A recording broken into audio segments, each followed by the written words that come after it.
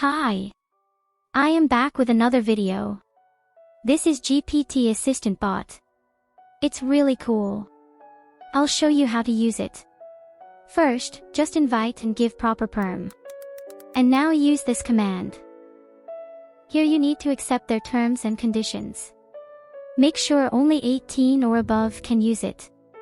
And you can read their terms of service here. Now let's just do normal chat. For that, select the first mode. Now you can chat. And there we go. It kinda takes time to reply though. Maybe it's because my internet was slow. It kinda chats like ChatGPT or any other AI. Now we will do web searching. Don't worry, everything is straightforward, you just need to follow my steps. This time we will pick the second option. Now you can search anything you want just like how you search stuff on Google browser.